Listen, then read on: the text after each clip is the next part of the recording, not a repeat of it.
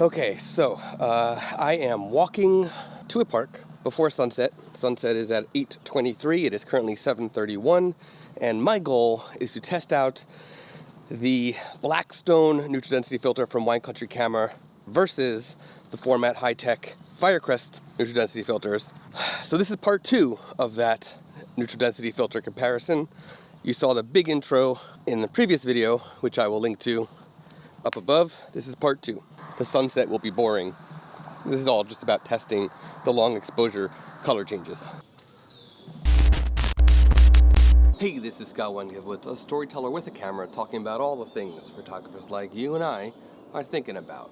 In this video, we're going to dive into part 2 of the Blackstone versus Firecrest neutral density comparison test. In part 1, you saw me do some daytime comparisons, and I couldn't tell a big difference with, a couple minute exposure.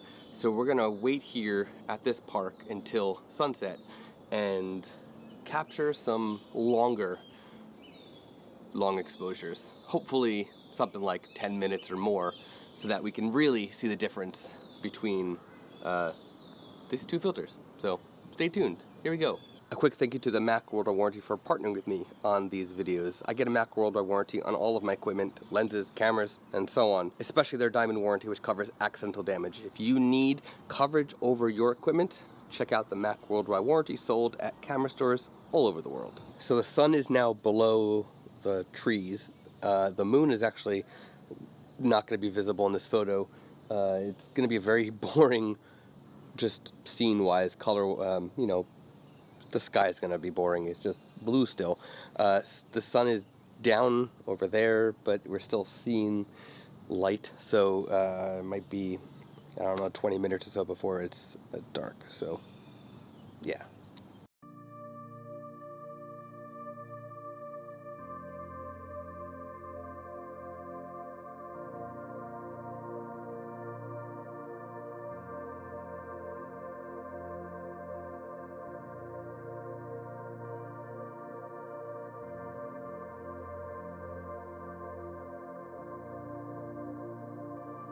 Okay, so what I hope to be the last of my very controlled test of these neutral density filters, I'm going to put my camera in a furnace room closet, actually, that is very dark.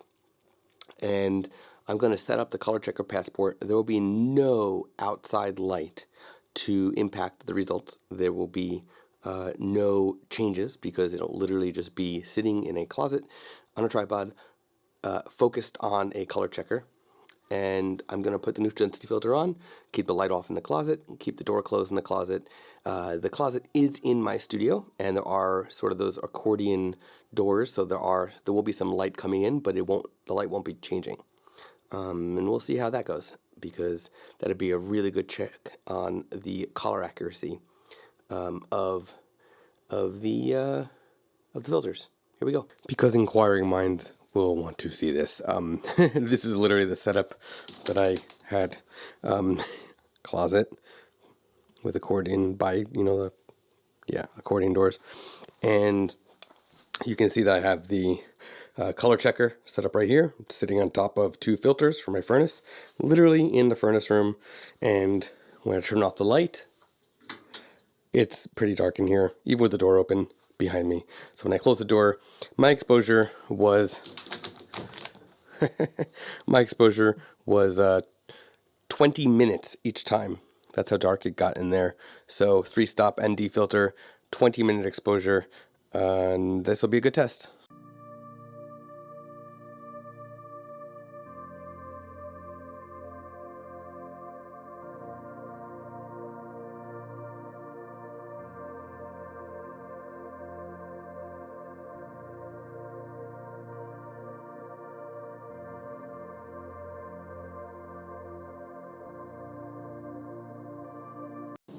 I've done a lot of testing with this now, and I can definitely say that material-wise, the Wine Country camera feels more solid. It feels like a more solid filter. In some of the comparisons, the Wine Country colors look more vivid. They look truer to the original without a filter. In the 20-minute test, I didn't see much difference on the color checker itself. Now mind you, this test was done with a Nikon Z6. It was not done with a very high megapixel camera. It was also not done on a true long exposure or anything like that, because this was just to see color. I can tell you I will be switching to wine country camera from the Formatt Hitech Firecrest filters in due time. And that is solely because in some ways I'm a perfectionist, where I want to ensure that in camera things are as accurate as possible. And it seems as though, from the variety of tests I've done so far, that the wine country camera is more accurate in camera. Of course, with anything, you can get any filter, even if it's way off color, you can get it to be accurate in post, in something like Lightroom or Photoshop or Luminar or On1 or whatever you're using. But I'd rather do less work on the computer and more work behind the camera.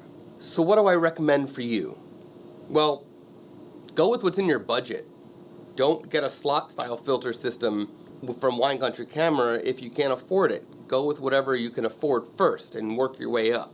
But know that companies like Formatt and Lee and Wine Country Camera and all of them, they all offer sales. In fact, the day I'm recording this video right now, this ending to this two-part series of ND comparisons, Wine Country Camera has a big sale on their screw-on filters. Not the slot style, the screw-on filters. The one that I tested for this video is on sale right now.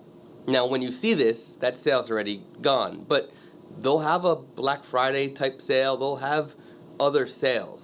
So join their email lists if you're interested and just wait for the sale. Don't let perfect color define what product you need to get, but know that perfect color in camera can save you a heck of a lot of time later on, and your time has a price. Speaking of time, I appreciate you taking the time to watch this video. I really do appreciate it, so thank you, and I hope that you learned something from it. It was fun for me to make, and hopefully it was fun for you to watch. See you in the next video.